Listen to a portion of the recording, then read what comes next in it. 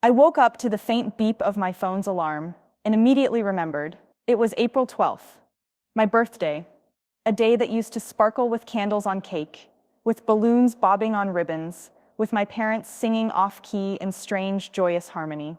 A day when I'd felt loved, celebrated, unstoppable.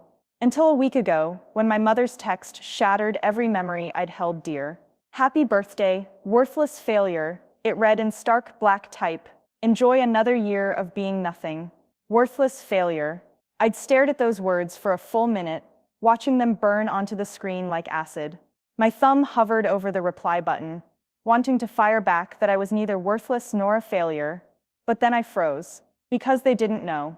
They didn't know that I was the CEO of a multi-million-dollar company, or that I'd taken a small software vendor on its last legs and turned it into a profitable powerhouse.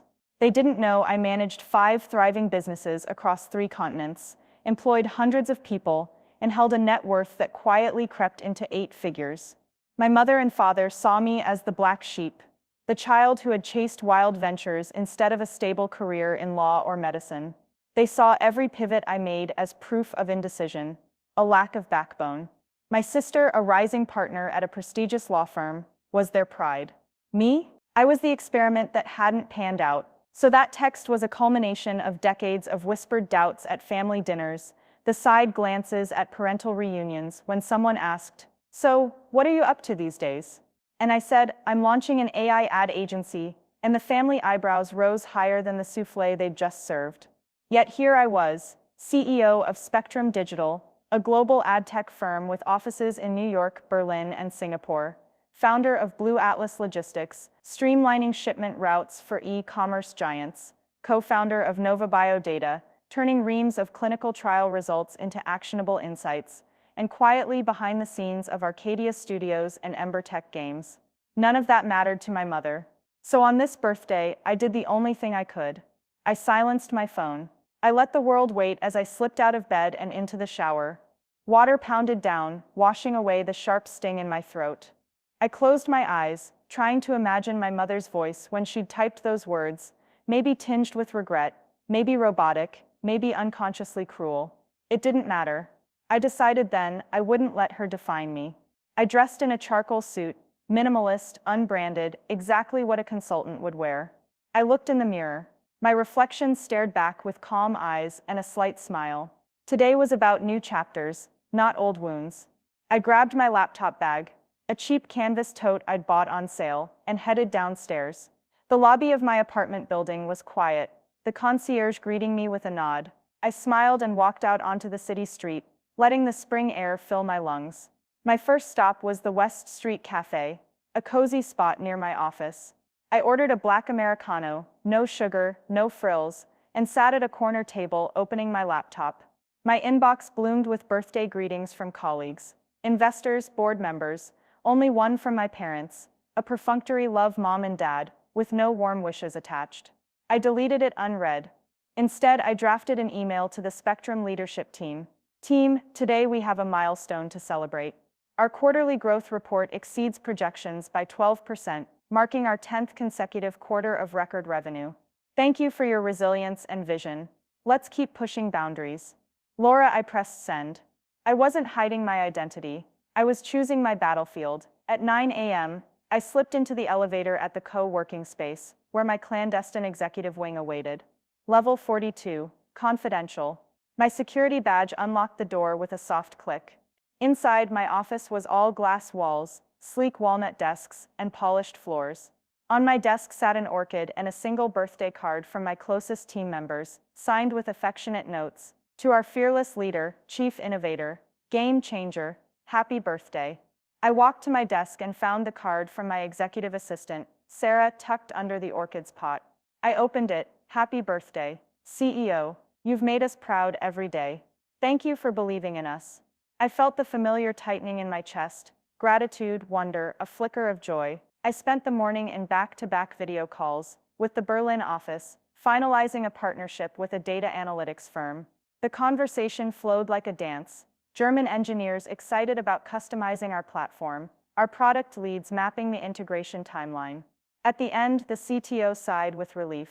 Laura, this is going to revolutionize our pipeline. You have our thanks. After the call, I sat back and took a deep breath. Success tasted bittersweet when I thought of that text. I typed out a quick message to Sarah. Book me 2 hours off this afternoon. I need to clear my head. She replied instantly. Of course, spa or brunch. I smiled and typed, brunch, then a long walk. At noon, I emerged at Greenwich Park, draped in early spring sunshine. I ordered eggs Benedict and avocado toast at the Parkside Grill, savoring each bite like a reward. A street musician strummed a melancholy melody on a guitar outside my window. I watched passers-by, students laughing, cyclists weaving through traffic, a father teaching his little girl to skip stones in the fountain. Life pulsed around me, oblivious to my inner storm. Then my phone buzzed. A text from my mother. Come by tonight for dinner. I stared at it. No apology, just an injunction. My thumb hovered. I deleted it. I paid my check and headed toward the Hudson River Esplanade. The breeze was cool. I walked along the water's edge, the skyline shimmering like a crown of glass. I thought of my mother's words, worthless failure, and I laughed. A soft, incredulous sound. I remembered the first time I'd pitched Spectrum to angel investors, their polite nods turning to yawns until I demoed our AI engine's real-time bidding feature. Their eyes lit up, their checks followed. I remembered presenting Blue Atlas's route optimization to a skeptical shipping exec who sneered, "We need real ships, not algorithms," until my demo cut delivery times by 18%. I remembered Nova Bio's board meeting, where the head scientist nearly walked out when I suggested machine learning, then ended up praising our prototype that cut clinical trial analysis by half. Worthless failure. That was the comfort of those who feared change. I stopped and dialed my mother. After 2 rings, she picked up. Her voice was cool, measured. Laura. Hi, Mom. Silence. Then I'm busy. I inhaled. I know you texted. Listen. I save it, she said. You're supposed to be at dinner in 3 hours. I closed my eyes. I'm not coming. She bristled. Don't you dare skip dinner. Mom, it's my birthday, and you called me worthless. There was a crackle of shock. What? I repeated the words. She was silent. For a heartbeat, I thought she'd hang up. Relief might have been my instant reaction. But she stayed on the line. After everything, her voice trembled. After all you've done for us, I bit back a sigh. What I've done for you, she swallowed. Made sacrifices, paid your school fees, worried about your future like any parent. I laughed, spiteful. You worry? You didn't think my future was worth investing in. She cried out. I didn't realize. I'm sorry. Her apology was raw, ragged. I'd never heard my mother apologize. I exhaled, letting the tension melt.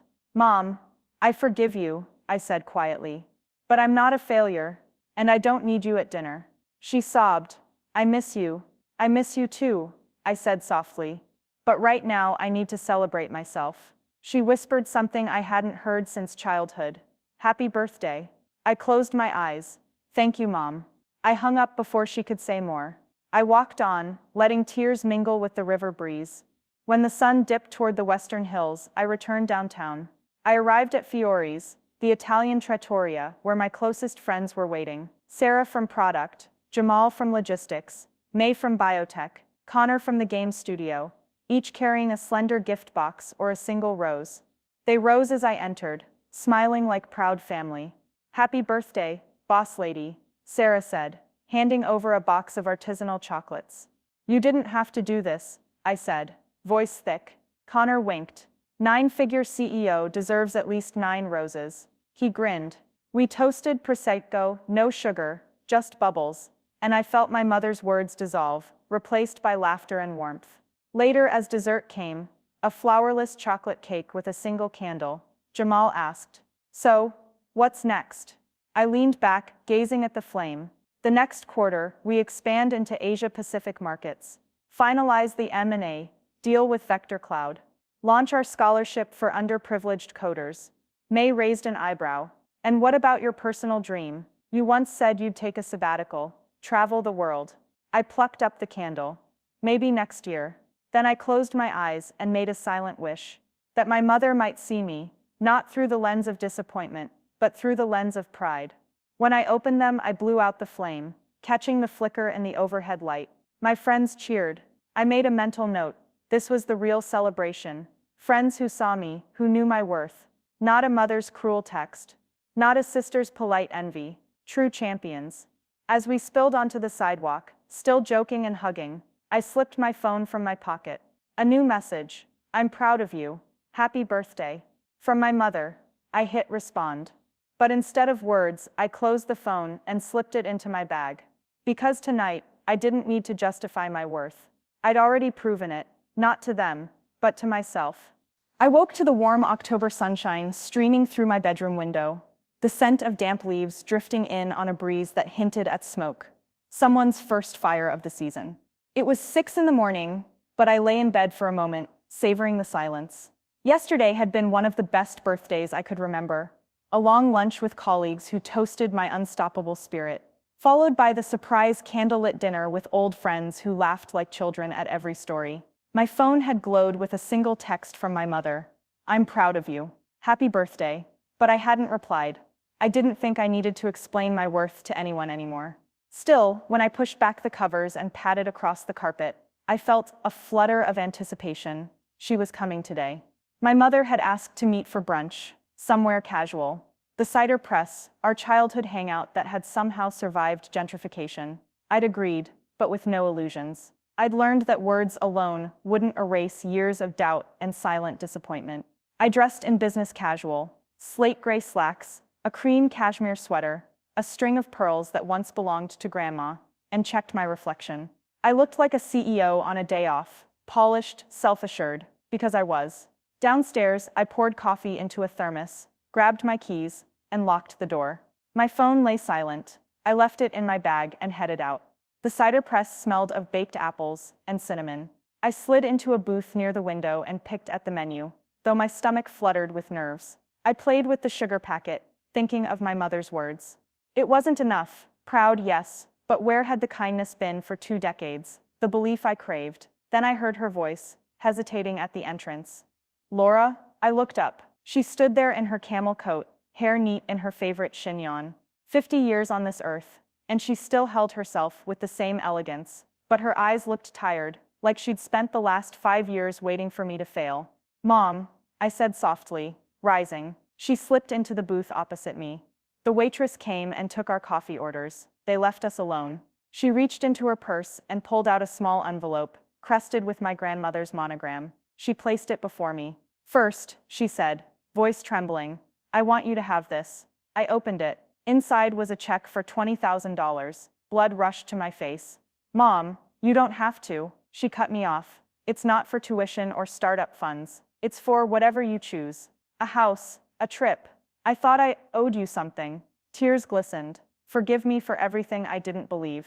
I closed my eyes, swallowing past lump in my throat. Mom, I can't accept this. She sank back. Why not? You've earned it 100 times over. I exhaled. Because I hesitated. Because it's too little too late. But more importantly, because I don't need it. I made my way. And I want you to understand who I am. Her brow furrowed. What do you mean? I reached across and took her hand. Come with me. I stood and motioned out the window. Walk with me to my office. She blinked, surprised but curious. We left the cider press and strolled down the leafy lane toward the tower where I'd cloaked my success. I felt the weight of her gaze on my back. At the building's entrance, I touched the intercom panel. Laura Reed, I said. Level 42. The doors slid open smoothly, and we stepped into a lobby adorned with modern art. She looked around, unsettled. I don't belong here. I smiled gently. Just follow me. We took the elevator doors, closing in a whisper, up to the 42nd floor. The corridor was quiet, lit by recessed LEDs. I pressed a keycard at the office door. CEO suite. It clicked open. Inside, my office was spacious, dark wood floors, floor-to-ceiling windows with a panoramic view of the city, a low leather sofa and coffee table, and the desk where I signed my name as Laura Reed, Chief Executive Officer. On the wall hung framed headlines, 20 under 30 innovators, power women in business, tech titans to watch. My mother's eyes widened. This is yours? I walked behind the desk and sat, chair swiveling. All of it is mine, because I built it. She sank onto the sofa, silent. I gestured to the view. Look out there. Every skyscraper, Every lit up window, that's commerce, innovation, jobs, because someone took risks. I drove companies from the brink of collapse to prosperity. My decisions affected real people, engineers, marketing teams, warehouse workers. All of it rests on my shoulders. She nodded, tears brimming. I had no idea. I touched the orchid on my desk. I never meant to hide any of it, but I didn't want pity or jealousy or disappointment. So I stayed in the shadows, and every time you asked, "What are you doing now?" I said, "It's nothing," and listened for the doubt in your voice. Her hand covered mine. "I'm so sorry. I see it now. You're extraordinary." I gave a small laugh. "Mom, I'm just me, flaws and all. But I want you to remember one thing. Calling me a worthless failure on my birthday almost broke me, but it also lit a fire. I proved to myself that I'm not worthless. And now, I wouldn't trade that lesson for millions." She closed her eyes. "You taught me more than I ever taught you." I rose and embraced her. She wept into my shoulder. "Thank you," she whispered. We spent the afternoon in my office, her asking questions about my companies, my role, my vision. I showed her financial reports, product prototypes, marketing campaigns. I introduced her over video call to Sarah, my head of product, and Jamal, logistics director, who greeted her warmly. Their respect cracked open something in my mother's heart. Finally, we sat back, sharing a pot of Earl Grey from the brewer she'd once bought me for Christmas decades ago. The sun dipped lower, painting the skyline gold. "Tomorrow," she said, voice small, "I'm taking you and your sister out for dinner. My treat, no complaints." I smiled. "It's a date." She chuckled. "And I'll never forget your birthday again." I laughed. "It's already unforgettable." As we left the office, standing in the elevator, side by side for the first time, not as mother and child, but as two people linking arms in respect and love, I realized that birthdays weren't about the cards or the gifts. They were about recognition of who we are, of what we can become, and the bonds that, when mended, shine brighter than any corporate trophy. And my mother's final message, unspoken but felt in her hug: "You, Laura Reed, are everything."